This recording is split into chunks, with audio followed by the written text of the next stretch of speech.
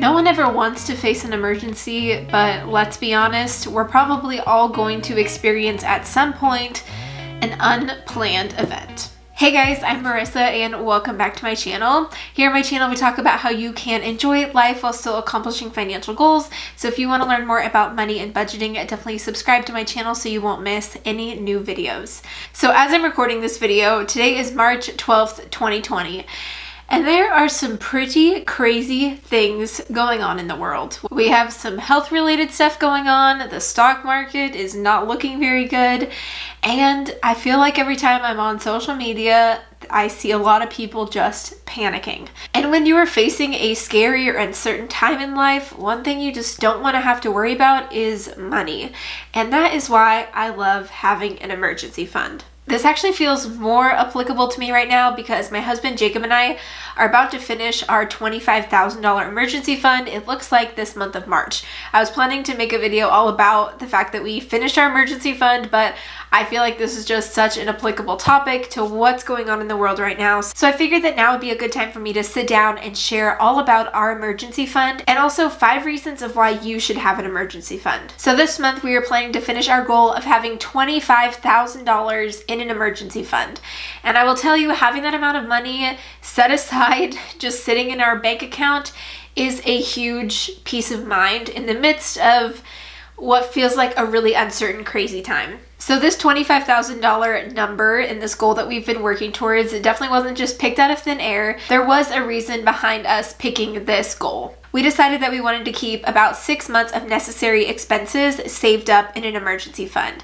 So I took a look at all of the expenses that we truly need to live off of each month, taking things like our mortgage, our utilities, food, and other basic necessities, and added up how much it really would cost us to live bare bones for a month. I then multiplied that number by 6 for that to be 6 months, and that number came up to be about $23,000 for a 6-month emergency fund. And since that's just kind of a funky number, I decided to round up and we landed on the number to be $25,000. Now, different people will tell you different things of how much you should keep in an emergency fund. If you are a Dave Ramsey follower, he says 3 to 6 months of necessary expenses in an emergency fund. Other people may say 9 months, or others may say 12. Honestly, I think that it should just be what you feel most comfortable with.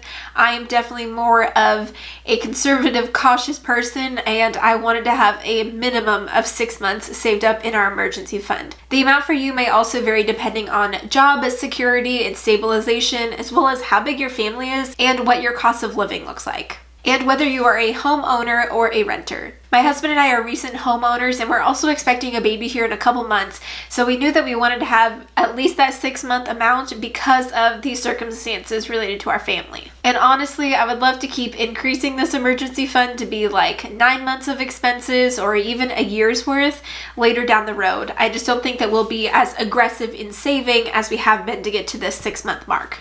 Just because I like having that extra sense of peace and security that comes with having an emergency fund. So how long have we been saving for the emergency fund? So my husband Jacob and I paid off all of our student loan debt. We paid off $87,000 of debt, and we finished that in the fall of 2017. Right after we finished that goal, we started working on saving for an emergency fund, and we were just renters at the time.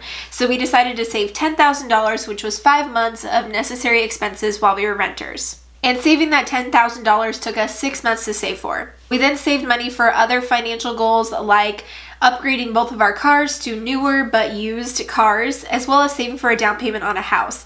And since we have been moved into our house since September of 2019, we have now been focused on increasing our emergency fund. So we've added an additional $15,000 to that emergency fund, and that has taken us about 6 months. So where do we keep our emergency fund? For us personally, we are keeping our emergency fund in a high yield interest savings account. We are using Ally Bank to hold our emergency fund. When I signed up with Ally Bank, I think it was about a year ago, we were getting about 2.2%, I think, interest on our account. But since then, the interest rate that we've been earning on this money has actually gone down.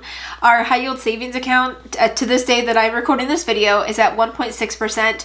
I anticipate that to keep going down because the feds just did cut rates again, which means that savings accounts rates will also go down and you won't earn as much on high yield savings accounts.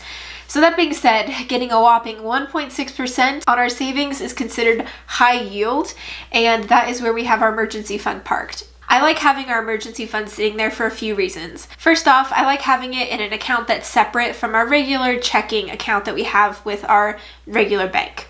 When the emergency fund is sitting off to the side, I feel like I'm less tempted to touch it because I'm not seeing it all the time. It's also nice to be making a little bit of extra interest on our emergency fund while it just sits there, because hopefully we don't need to touch it and we won't need it, but having it grow a little bit with a high yield savings account is helpful. And with Ally Bank, I'm able to transfer funds over from the emergency fund to our regular checking in about, I think, a couple business days. So there is a little bit of a lag, but not too much. I know that other people will keep their emergency fund in different places, but for us, we've decided to just keep it in a high yield savings account for now. So let's talk about 5 reasons why you need an emergency fund. And these are also things that we have thought of and have spurred us to aggressively save this $25,000 as soon as possible. When you're living in a time of uncertainty, whether that is job loss or a medical event, you don't want to be worried about money. You want to be able to focus on other things.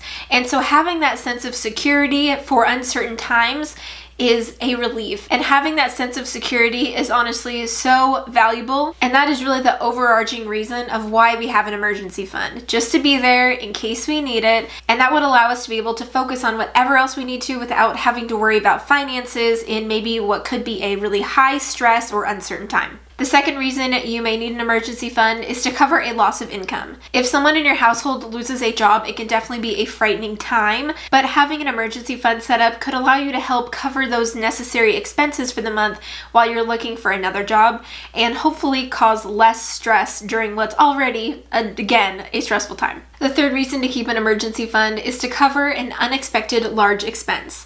Especially now that my husband and I are homeowners, we've noticed that there are going to be larger expenses that are coming up for our house. Now, we are trying to take the time right now to plan for those large upcoming expenses, like replacing a roof or a water heater, by knowing how much this large expense is going to cost and how much more time we have until it needs to be replaced. So there are some things that you can plan for, but a lot of times there are just big unexpected expenses that may come up, like an appliance going out that wasn't past its useful life yet, or even having a large medical bill that you weren't anticipating. In those cases, having an emergency fund would be an easy way to cover the expense quickly so that you can get on with your life and your daily routine. The fourth reason of why you would want an emergency fund is that it helps keep you out of debt. Now, if any of these big sorts of expenses come up, or you do experience a job loss or loss of income, a lot of people end up having to go into debt to take care of these expenses, by either putting all of their expenses on a credit card or going out to buy a new car with a car loan. Instead of going into debt to cover these necessities, having an emergency fund would allow you to just pay cash up front for the expenses that you need, and that way you're not having to deal with being in debt again or having interest build up and hang over your head. The fifth reason to keep an emergency fund is that it allows for flexibility. It seems to be that if you have money set aside sitting in your bank account, you have more options. Like being able to take more time off for maternity leave from your job, or being able to move or leave a situation or a job that you shouldn't be in. Having an emergency fund definitely provides you with more options and the security to know that you have additional money set aside to cover any sort of unexpected expense. So in a time where we are feeling a lot of uncertainty, and I will say I'm definitely feeling that myself. I live in Oregon, and we recently just heard from the governor that all activities of more than 250 people are to be canceled, and a lot of other things are getting canceled around us. And honestly, hearing all of these things and seeing everything in the media can be kind of scary and overwhelming. But one thing that does bring me a little bit of comfort is knowing that we have an emergency fund in place that would help with anything that may be unexpected during this time of uncertainty. So let's all take a deep breath together and build up that emergency fund. If you want to learn more about emergency funds, definitely check out this video here. And also don't forget to subscribe to my channel for more money and budgeting videos. And I will look forward to seeing you guys in the next one. Bye.